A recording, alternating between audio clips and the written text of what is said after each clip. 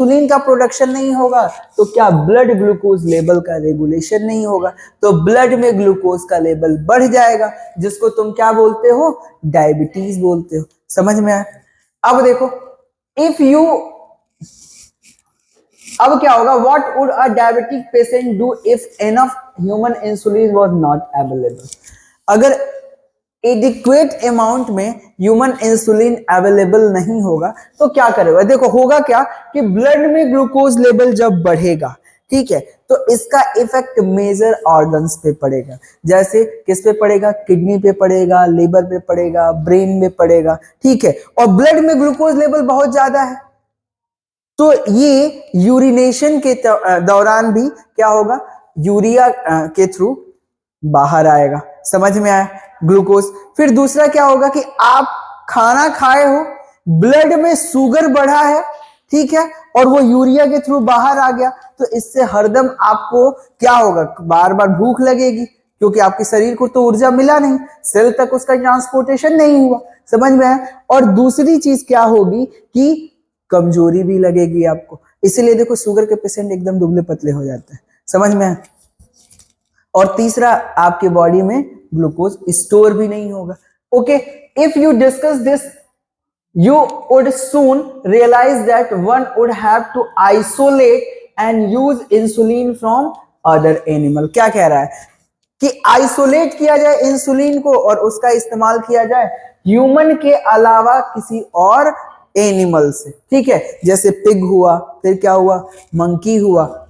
What would the insulin isolated from other animal be just as effective as that secreted by the human body itself? And would it not elicit an immune responses in the human body? क्यों नहीं करेगा?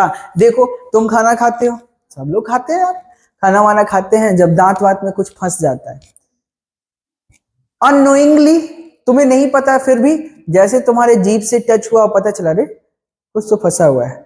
अब तुम ना चाहते हुए भी क्या करोगे, जीभ वहां पे जाके बार बार कोशिश करेगी, निकल बाहर निकल बाहर, क्या कर रहा है तू यहाँ, करेगी ना। तो सोचो, तुम नॉन ह्यूमन किसी और एनिमल का इंसुलिन बॉडी में इंजेक्ट करो और तुम ये एक्सपेक्ट करो कि वो इम्यून रिस्पॉन्स नहीं करेगा, नॉट पॉसिबल, करेगा ही करेगा। समझ में आ गया?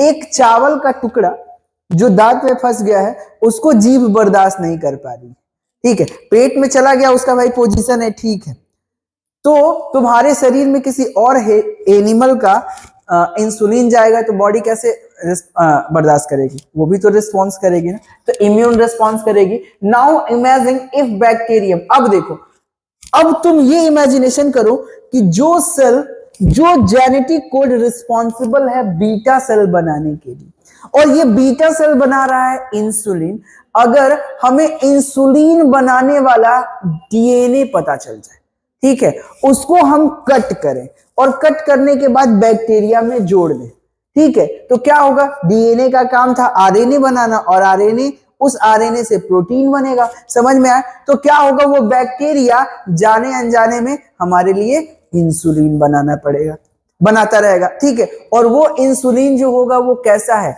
हमारा डीएनए है, तो एकदम हमारे लिए इम्यून रिस्पॉन्स भी नहीं शो करेगा। समझ में आया? तो देखो, bacteria were available that could make human insulin, अब वो हमारा काम कर रहा है। Okay, suddenly the whole process become so simple. ठीक है भैया, नहीं बन रहा है कोई बात नहीं, हमें बस अमाउंट पता कर लेनी है कितना इंसुलिन लेना है, और टाइम टाइम से लेते रहो बस। ये अलग बात है कि अब शरीर को पंक्चर करके लेना पड़ेगा। ब्लड में अगर लेना है, सुने होगे ना कि कुछ लोगों को इंसुलिन की इंजेक्शन लगती है, तो स्किन के अंदर लगता है, तो मच्छर काटता है तो दर्द होता है, बार बार सुबह शाम तुम लगाओ तो दर्द तो होगा ही, ठीक है। Can you easily grow a large quantity of the bacteria and make much insulin as you need? अब क्या करना है, जिस बैक्टीरिया में हमने उस जीन को इनकारपोरेट किया है, उस बैक्टीरिया का ग्रोथ बढ़ा देना है, और बैक्टीरिया ग्रोथ होगा, इंसुलिन बनाएगा, उस इंसुलिन को हम निकालेंगे, डाउन स्ट्रीमिंग प्रोसेस से गुजारेंगे, उसको प्यूरिफाई करेंगे और अपने काम में यूज करेंगे। ठीक है, चलो आगे चलें। अब देखो फिर से बहुत जल्दी है इसको, क्या हुआ भाई? देखो